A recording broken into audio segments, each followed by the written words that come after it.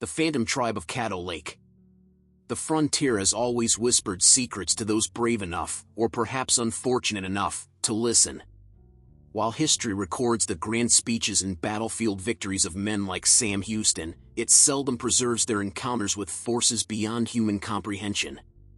This is one such account, transcribed from personal journals never meant for public eyes, revealing how the destiny of Texas was shaped not only by politics and war, but by ancient powers that dwelled in its shadowed waters.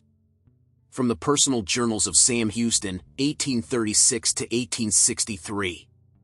Caddo Lake, Eastern Texas, October 1836. The waters of Caddo Lake aren't like other waters I've known. They don't invite, they tolerate. They don't reflect, they absorb. As I write this by faltering candlelight in my tent, I question whether I should commit these words to paper at all. Some experiences resist documentation, not because memory fails, but because reason itself recoils from acknowledgement. Yet I must record what happened, if only to assure myself in years to come that I have not descended into madness. It has been merely 4 months since our victory at San Jacinto secured Texas's independence. While others celebrate, I understand the fragility of our position. A republic born in blood must quickly establish alliances to survive. It was this understanding that brought me to the eastern borderlands with only 5 companions, 2 interpreters and 3 guards, to negotiate with Caddo tribal leaders who had not yet pledged their allegiance. We arrived at Caddo Lake as the sun began its descent. Even in daylight, the place commands a peculiar reverence. Ancient cypress trees rise directly from black water, their limbs draped with Spanish moss that hangs like the beards of drowned prophets. The lake itself is said to have formed in a single night after great earthquakes shook the land in 1812, a detail that seemed mere superstition until I witnessed what these waters conceal. After establishing our camp on a small rise near the western shore, we met with Caddo emissaries who agreed to bring their elders to council the following day. My men retired early, exhausted from our journey, but sleep eluded me as it often does when great matters weigh upon my mind. I sat alone by our dying fire, contemplating the surface of the lake. The moon was nearly full, yet its light seemed to vanish upon touching those waters rather than illuminate them. It was then I first heard it, a deep, rhythmic sound like drums beating beneath the water's surface. Initially, I assumed it came from a Caddo encampment across the lake, though the quality was unlike any drumming I had previously encountered, deeper, more resonant, as if the very roots of the cypress trees were being struck in measured sequence. I rose and approached the shoreline, straining to discern its source. The sound intensified, and within the darkness, I perceived small points of light moving among the trees that stood in the water some 100 yards from shore. They resembled torches, yet moved in ways that defied explanation, some floating above the water, others diving beneath only to reappear yards away. One of my men called from his tent, asking if all was well. I assured him it was and urged him to return to sleep. I cannot fully explain why I chose concealment. Perhaps, as a leader, I was reluctant to appear disturbed by what might prove merely a trick of night vision. Or perhaps I sensed, on some primal level, that what was unfolding was meant solely for my witness. As the drumming grew more insistent, the lights aligned to form a perfect circle upon the water. And then they emerged, dozens of human figures rising from the depths as if ascending invisible stairs. Their skin appeared darkened, not by natural pigmentation, but as if they had absorbed the very blackness that permeated the lake. Their bodies bore elaborate paintings that glowed with self-luminescence, symbols unfamiliar even to one who had lived among the Cherokee as I had. They wore minimal garments but carried ornate objects, spears tipped with what appeared to be polished bone, headdresses featuring impossibly large feathers, and masks depicting human faces contorted into expressions no living visage could form. I recognized them as Caddo in their general appearance, yet they were unlike any tribal members I had encountered. They seemed more primal, more elemental. During my time with the Cherokee, I had heard tales of the Ancient Ones, ancestors who walked the earth before even the known tribes, who had mysteriously vanished. One of my interpreters had shared a specific Caddo legend about the Lost Tribe, an entire clan that disappeared in a single night when the Great Spirit called them beneath the waters. They did not die, according to modern Caddo. They simply went to dwell in a submerged village, occasionally emerging to perform ancient rites. I had dismissed this as mere folklore. That night at Caddo Lake, certainty abandoned me. I stood paralyzed, unable to retreat or call for aid, as the figures formed their circle upon the water. At its center emerged another figure, taller than the rest, wearing a mask fashioned from deer antlers and a cloak that seemed to undulate like water itself. This being raised its hands, and the rhythm of the drums shifted. The figures began to dance with perfect synchronicity, as if they constituted a single organism with many limbs. They rotated counterclockwise, their feet never breaking the water's surface, creating only small ripples that spread outward in concentric rings. As their dance continued, the center of the circle began to glow. The water appeared to boil without heat, only light, a bluish illumination that rose like mist and formed images in the air. I first saw the outline of Texas. Then, as if witnessing years passing in seconds, I observed changes unfolding, boundaries expanding and contracting, cities rising where wilderness had stood, railways cutting across plains, people arriving in ever-increasing numbers. I was witnessing the future of Texas that I was struggling to shape, unfolding before me like a book riffled by wind. But then the images darkened. I saw conflicts, not just the war we had recently won against Mexico, but other wars, greater and more terrible.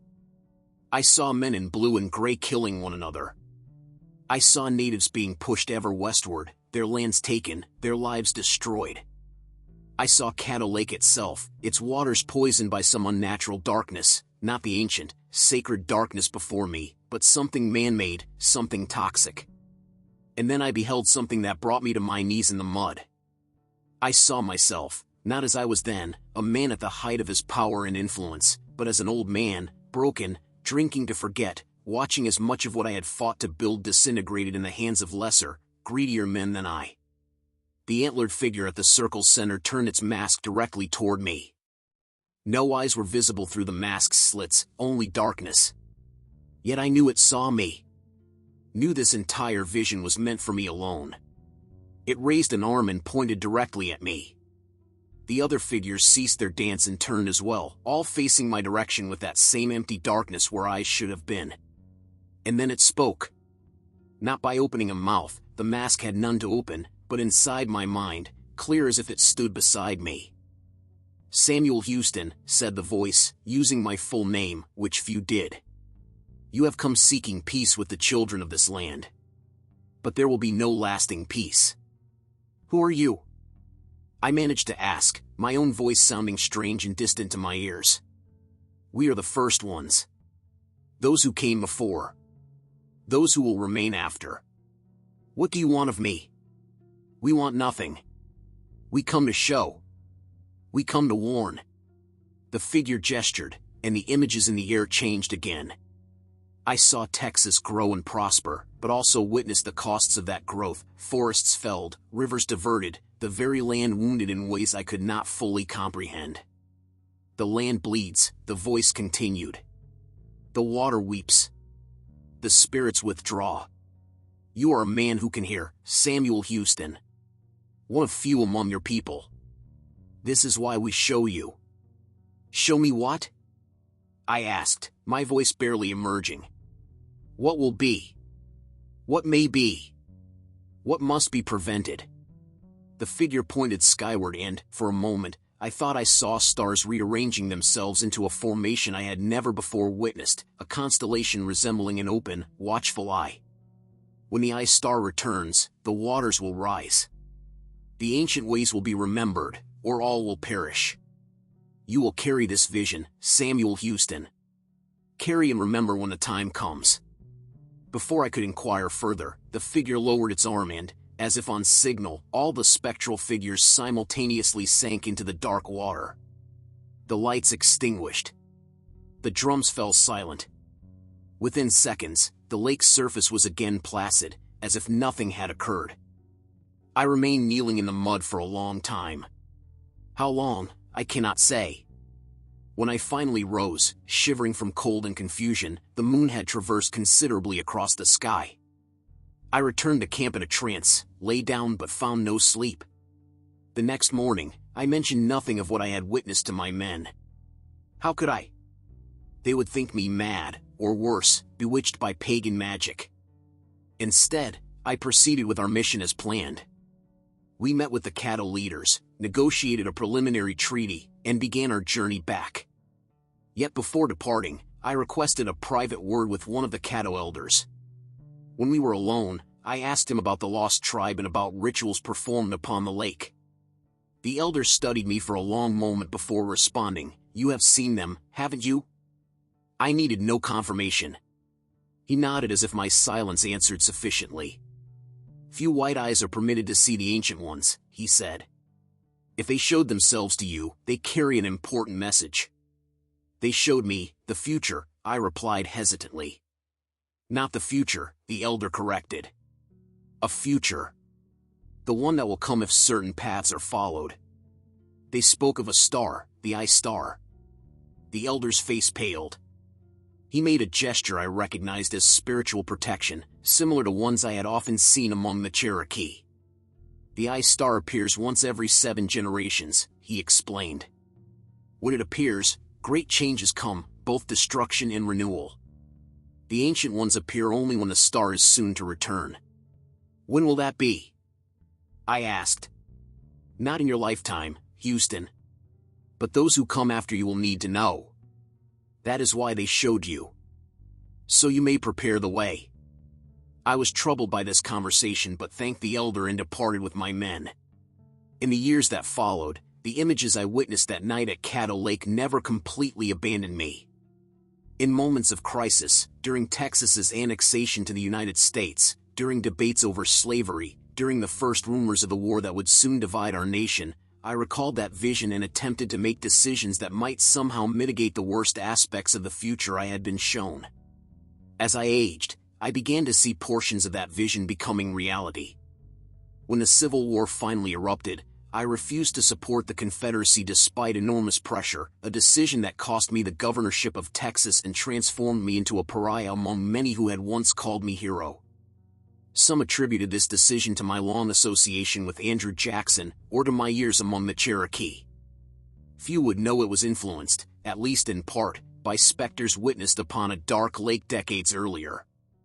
In my old age, as alcohol became my most frequent companion, I sometimes wondered if that night had been merely a dream, a hallucination produced by an exhausted mind after months of war and politics. But in my most sober and honest moments, I knew the truth. What I saw was real as San Jacinto, as real as the Texas I helped create. Now, as I record these memories in my final years, I do so hoping that someone, someday, will understand their significance. The Eye Star will return. The waters will rise. And when that happens, perhaps someone will remember the words of an old general and find a path to avert the worst of what is to come. If you are reading this, whoever you may be, know that not everything in the West was conquered by steel and gunpowder. There are older powers in this land, powers that were here long before us and will remain long after we are gone. Ignore them at your peril. I do not know what the phantom tribe of Caddo Lake truly was, spirits, manifestations of something I do not comprehend, or perhaps even travelers from someone beyond my understanding. I know only that they showed me truths I could not ignore, and that these truths would shape not just my life but the life of this land long after I am gone. I write this not for glory or recognition, but as testimony and warning. In the words of the Ancient Ones, when the Eye Star returns, the waters will rise. Be ready. Sam Houston. Written at Huntsville, Texas, 1863. From the research notes of Dr. James Weatherford, Professor of Texas History. University of Texas at Austin, May 2018. I discovered this manuscript in the private collections of the University of Texas 3 months ago. It was stored among other personal papers of Sam Houston but was never published or included in his official biographies. Initially, I considered it might be an elaborate forgery. Houston was known for his political pragmatism, not supernatural accounts. However, handwriting analyses have confirmed the document was written by the same hand that produced known Houston letters from his final years. More intriguingly, astronomical records confirm that an unusual comet was briefly sighted in 1836, approximately when Houston would have visited Caddo Lake. This comet was poorly documented at the time, aside from a few observations by amateur astronomers. The reference to the I star and its occurrence every 7 generations is particularly fascinating. If we calculate a generation as approximately 25 to 30 years, then 7 generations would represent about 175 to 210 years. From 1836, this brings us to the period between 2011 and 2046. It's curious to note that since 2010, Caddo Lake has faced multiple ecological crises: invasion of non-native aquatic plants, contamination from oil spills, and alterations in water levels due to climate change. The waters will rise could be interpreted literally: the lake's level has shown extreme fluctuations in recent years, or metaphorically, as a symbol of environmental crisis. Regarding the lost tribe mentioned, there are indeed legends among the Caddo about entire clans mysteriously disappearing. Archaeological records confirm there was a significant population decline in certain Caddo settlement areas between the 14th and 15th centuries, before European arrival, which cannot be explained by known diseases or conflicts alone. As a historian, I must maintain some skepticism regarding the supernatural elements of this account. Nevertheless, I cannot help but notice that even in his official writings, Houston demonstrated an understanding and respect for native peoples unusual for his era. His refusal to support the Confederacy, a decision that effectively ended his political career, remains one of the most intriguing aspects of his biography. Whether this document is a truthful account, an elaborate metaphor, or the product of a great man's declining mind, it offers a fascinating glimpse of a Sam Houston rarely seen in official history's pages, a man haunted not just by the political consequences of his actions, but by visions of a future he feared he could not prevent. Field Report, Caddo Lake, June 2023. 3 weeks have passed since I camped on the shores of Caddo Lake to investigate Houston's story. I still cannot explain what happened that night when, like Houston almost 2 centuries before, I sat alone watching those black waters under the moon. I did not see figures dancing upon the water or visions of the future. But I heard the drums. Submerged, ancient, calling. And for a brief moment, when the moon reflected on the lake's surface at a particular angle, I swear I saw faces in the water, not reflections, but faces looking up at me from beneath the surface. I have consulted recent astronomical records. A new celestial body was identified last year, not a comet, but a variable stellar object that appears briefly at irregular intervals. Its light pattern, when photographed with prolonged exposure, creates a shape some astronomers have informally dubbed oculus due to its resemblance to a human eye. The eye star. The waters will rise. Caddo Lake's level has risen 3 feet in the past week, following unprecedented rainfall. Meteorologists cannot explain the anomalous weather pattern. I am returning to the lake tomorrow. Something calls me back. Perhaps it is merely academic curiosity. Or perhaps it is something more. Note, this was Dr. Weatherford's final field report. He was reported missing 3 days later. An extensive search of Caddo Lake found no trace of him. The investigation remains open. What if the most consequential moments in our history occurred not in legislative halls or on battlefields, but in the shadowed places where reality thins? Sam Houston shaped Texas through political acumen and military strategy, this much our textbooks record. But what forces shaped Sam Houston? What visions guided his most controversial decisions? Some secrets are etched not in stone monuments but in water that refuses to reflect the light. Some warnings echo across centuries, waiting for ears ready to hear them. The eye star approaches. The waters are rising. Are we ready?